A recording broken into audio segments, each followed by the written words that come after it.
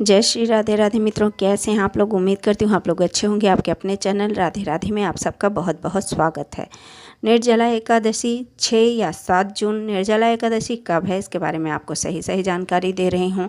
निर्जला एकादशी का महत्व बहुत अधिक है। निर्जला एकादशी का व्रत करके जो निर्जला एकादशी व्रत करते हैं उसे पूरे 1 साल व्रत का पुण्य फल प्राप्त होता है।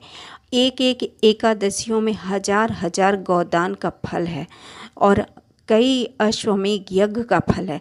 इसके लिए उन सब को मिलाकर इस भीमसेनी एकादशी का महत्व है। तो इसीलिए मैं इस वीडियो का छोटी से छोटी जानकारी आप लोगों तक पहुंचा रही हूं। तो इसलिए आप लोग इस बात का ध्यान रखें कि निर्जला एकादशी व्रत हर साल ज्येष्ठ मास में शुक्ल पक्ष की एकादशी को रखा जाता है।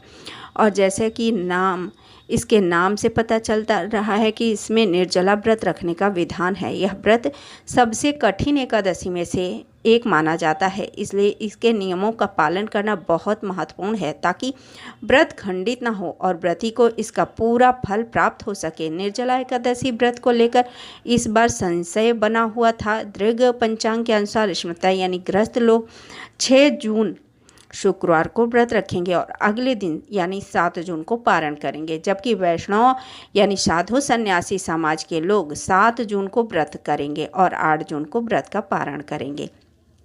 निर्जला एकादशी पर व्रत के नियम का पालन करना बहुत ज़रूरी है। एकादशी व्रतों में सर्वाधिक महत्वपूर्ण एकादशी होती है, इसलिए निर्जला एकादशी या भीमसेनी एकादशी भी कहा जाता है। शास्त्र अनुसार ऐसी मान्यता है कि केवल निर्जला एकादशी व्रत करने मात्र से वर्ष भर की सभी 24 एकादशियों के व्रतों का पुण्य फल प्राप्त हो जाता है। अतः जो साधक वर्ष की समस्त एकादशियों का व्रत कर पाने में असमर्थ हैं उन्हें निर्जला एकादशी अवश्य करना चाहिए। निर्जला यानी यह व्रत बिना जल ग्रहण किए और उपवास रखा जाता है, इसीलिए यह व्रत कठिन तप और साधना के समान महत्व देता है। हिंदू पंचांग के अनुसार वृषभ और मिथुन संक्रांति के बीच ज्येष्ठ मास की शुक्ल पक्ष की एकादशी निर्जला एकादशी कहलाती है। यह व्रत मानसिक एवं शारीरिक स्वास्थ्य के नजरिए से भी अति महत्वपूर्ण है।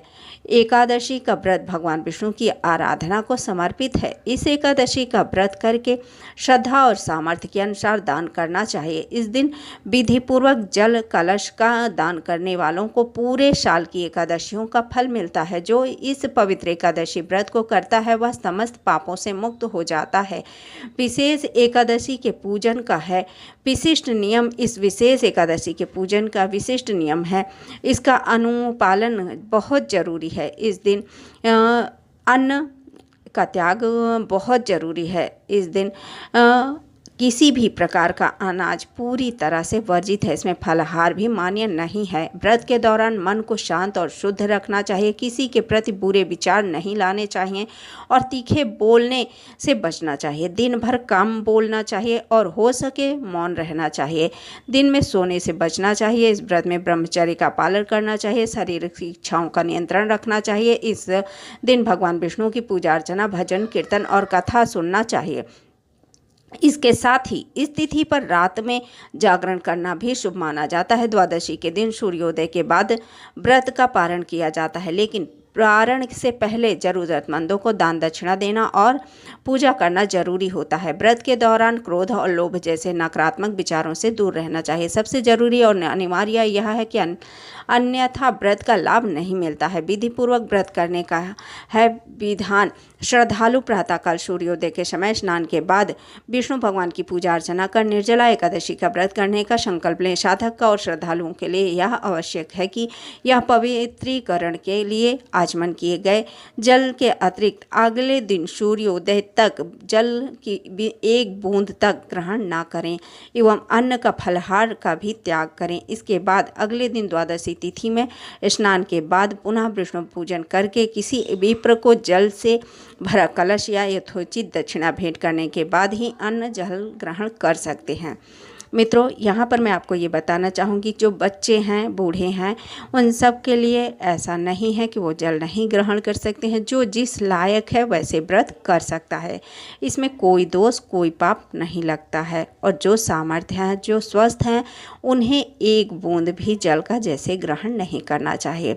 इस एकादशी का पुण्य फल बहुत अधिक है मित्रों। आप लोग तो हर कथा में, हर उसमें जान चुके हैं कि जैसे एकादशी में हजार हजार अश्वमेध यज्ञ का फल मिलता है, हजार गौदानों का फल मिलता है। तो उस सारे पुण्यों को मिलाकर एक एकादशी, भीमसेनी एकादशी जो निर्जला एकादशी है, इसमें 24 एकादशियों में कितने हजार पुण्य मिल रहे होंगे, ये सब आप लोग जान सकते हैं। तो इसलिए ये व्रत करना बहुत ही ज़रूरी है।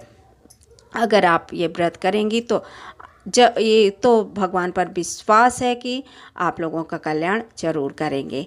तो आप लोगों को इसके पुण्य का फल आज ज़रूर मिलेगा। अगर आप लोगों को ये जानकारी पसंद आए तो लाइक कीजिए, शेयर कीजिए, सब्सक्राइब कीजिए। जय श्री राधे राधे।